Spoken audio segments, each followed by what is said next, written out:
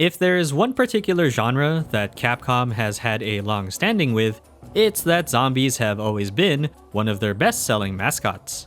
The others that also like to bite kind of just faded into oblivion, and thanks to their biggest franchise involving very evil residents in America and biohazards in Japan, you can pretty much thank Capcom for mainstreaming the joy and horror that comes with trying to outlive the hungry undead. So, when they decided to give the zombie genre another shot by having you visit the Great Mall of America in video game form, being surrounded by a bunch of hungry shoppers, while also dodging legal fire from the principal owners of Dawn of the Dead, who complained that the game was too similar to the movie, which included the plaid shirts, Dead Rising was born. A video game starring gung-ho journalist Frank West on a mission to uncover the truth of why a zombie outbreak occurred in Colorado, of all places. Dead Rising took Capcom's concept of a survival horror, removed the horror part, and gave you an open-ended theme park with which to harass a few zombies and increase the size of Frank's PP. That's literally what it is. A game that kickstarted a franchise that is still beloved by a few people who fondly remember the good old days when slaying zombies was just a stupidly fun ordeal. Dead Rising was a great Capcom spin on how to deal with the undead using the entire mall at your disposal. I didn't get the chance to finish Dead Rising back on release, but I still fondly remember having some good memories playing it on my 360 when the console wasn't trying to Dead Rising itself, even replaying it again a few years ago when it got the Steam treatment. But now with 20 years passing us by since its release, how does Dead Rising 1 play today?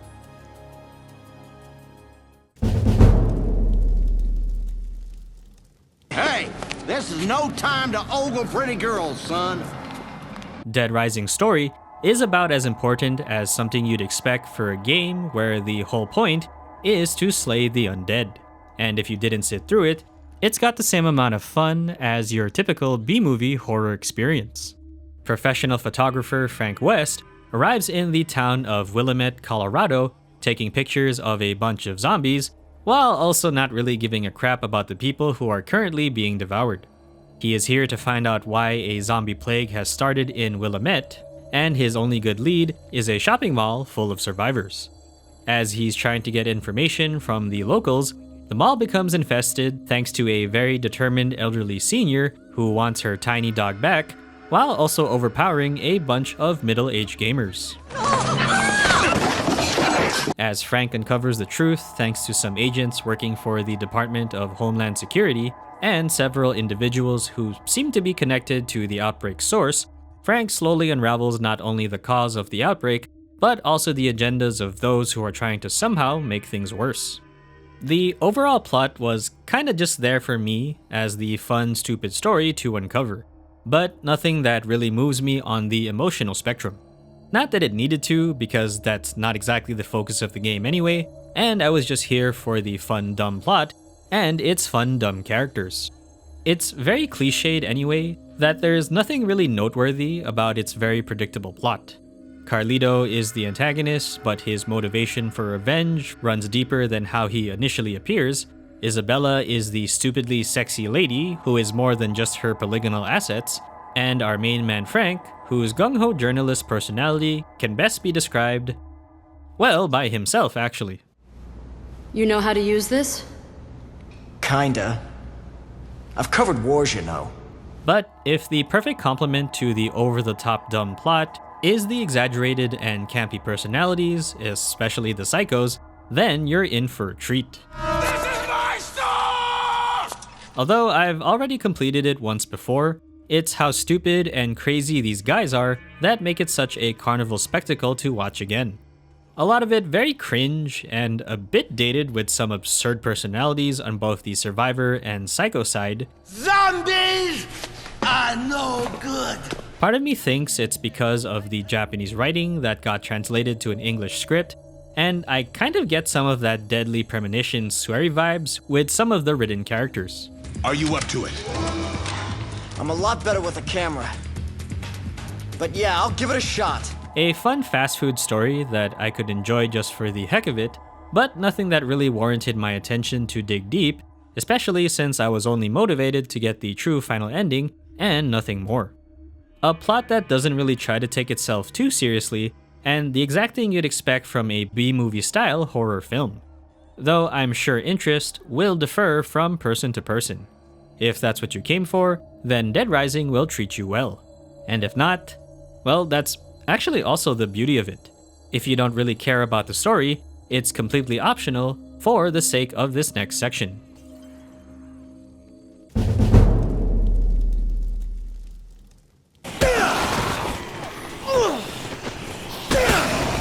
Dead Rising's biggest selling factor, and what actually makes the game worth trying, playing as Frank in a semi-open world mall that's filled with a bunch of objects that you can use against the hungry undead, makes for a very fun playground. The general gist is that you basically have to survive 72 hours in a shopping mall, and how you spend it is up to you. Frank controls like a very traditional third-person protagonist, complete with a simple jump, and a melee button to throw either his fist, his extended fist, or his throwable fist. You get to carry a number of weapons and items that have a short shelf life, so you're always incentivized to pick up items and use them till they drop. Sometimes though, my hoarder and preservation mentality stop me from wanting to use some of the really good items. But even the quote-unquote basic weapons will get you through the game just fine. For the most part.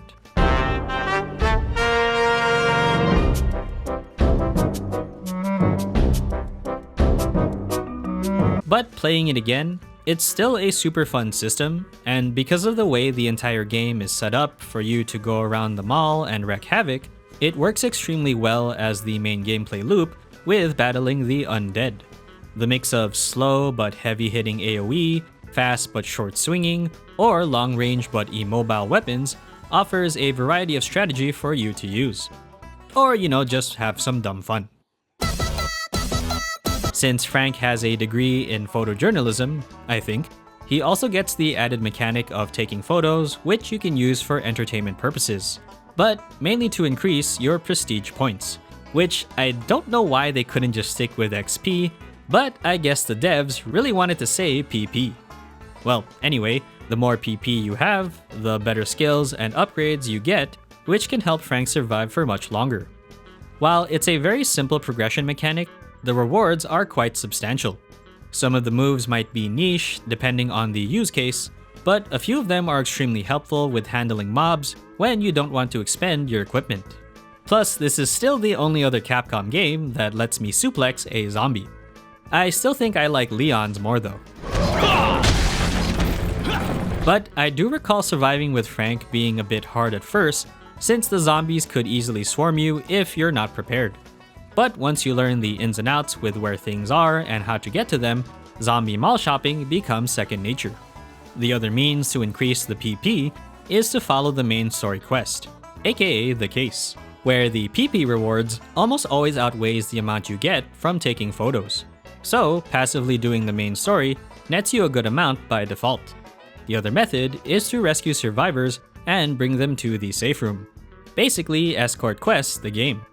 The character Otis will relay you through your walkie-talkie, or transceiver, because that is a very Japanese-coded way to say radio, then you'll have to go to them and convince them to tag along with you. The main challenge with doing any of these comes with the fact that every event is on a timer, meaning unless you've mastered the game to death, you will be under pressure from the moment you start the game. I don't mind this whole system, because it in itself is a very fun challenge to try and keep these survivors alive while you're under a time crunch to see whether they can make it back while you try to unravel the story.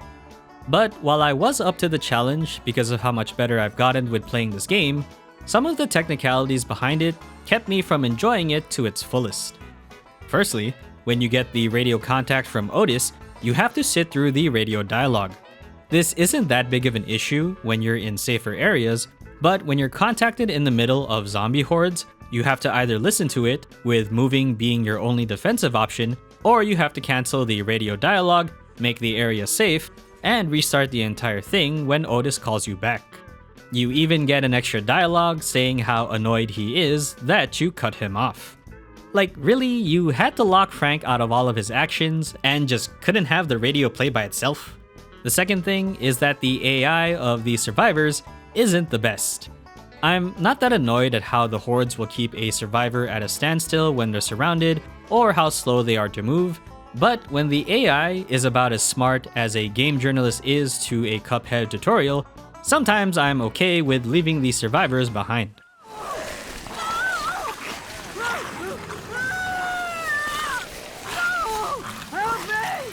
And sure, it sucks when you can't save them and you lose out on some pretty big PP, but they're also not mandatory either. Other than the completionist in me crying, missing a survivor isn't the end of the world. And that's also something I actually thought was and still is a really unique design point about Dead Rising.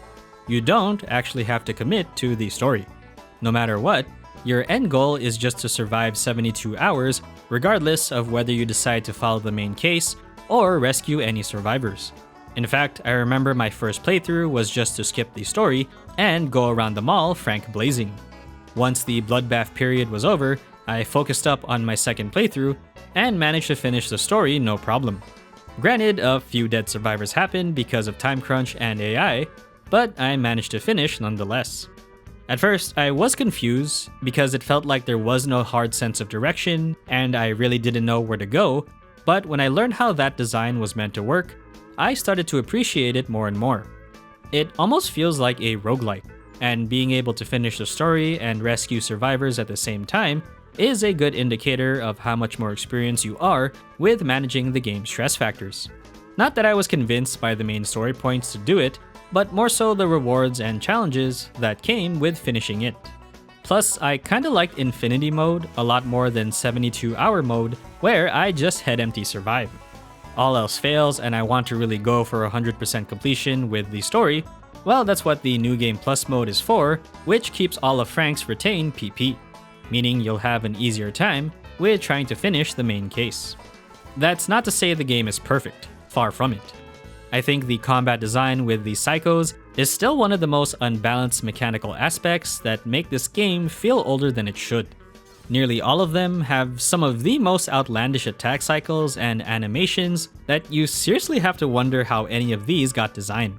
Granted, there are ways to circumvent them thanks to Frank's skills as well as some weapons that will give you the combat edge, but hot damn do these fights tend to border more on strenuous than challenge.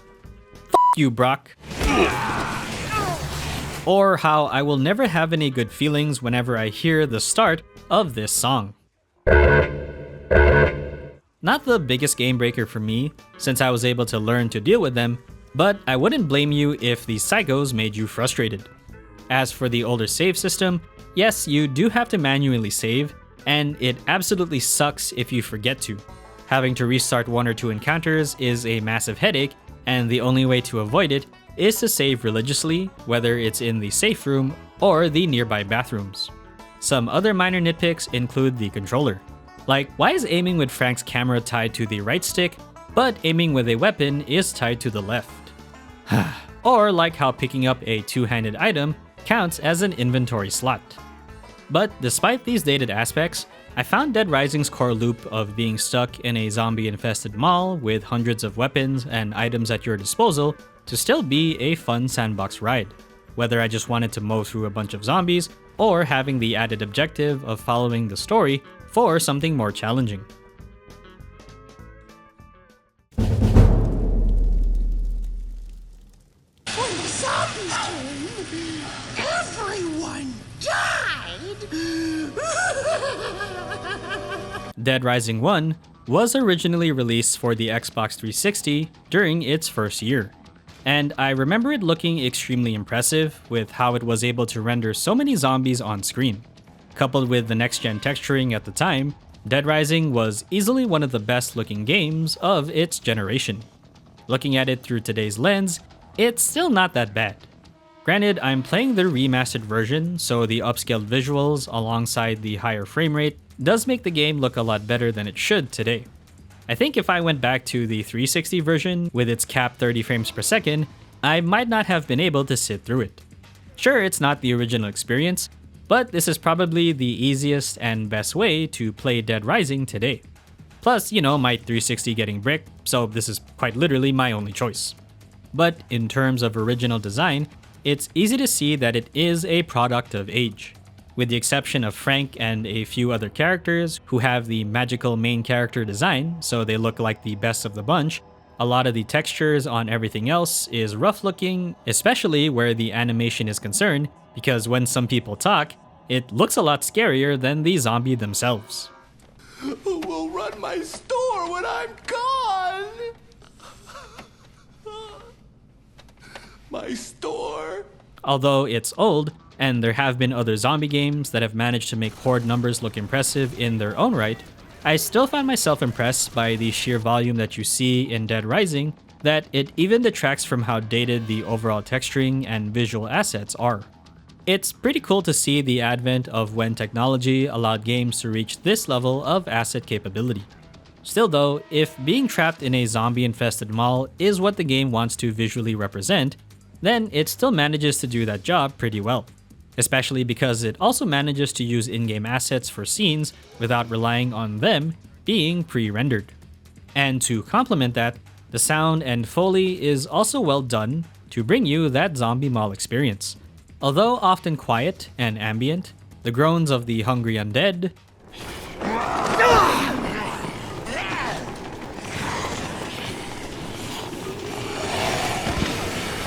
the various weapons and armaments Frank can equip,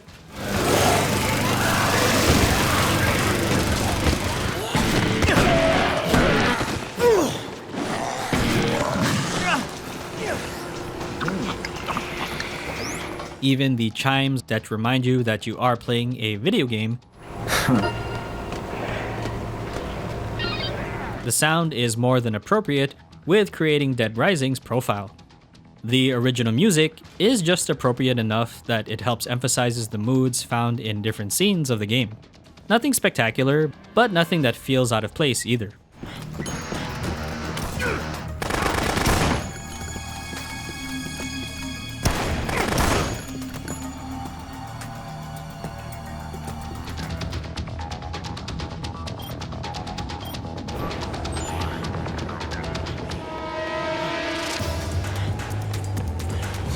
Get ready to meet your maker. Fantastic.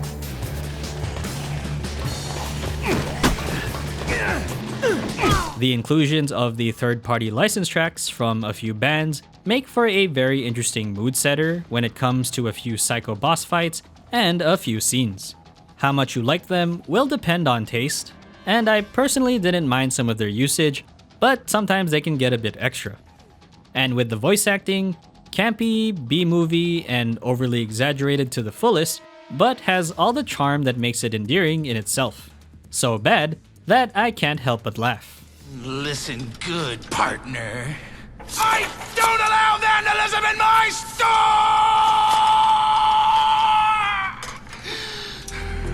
It could be a year, maybe only a week. There's no way to tell for sure. Fantastic.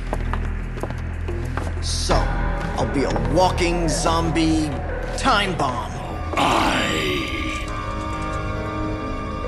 shall return your tainted blood to the foul earth that has spawned you.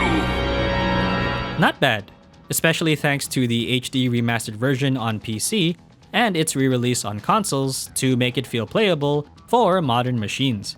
But otherwise, a cool snapshot of ye old 7th generation gaming.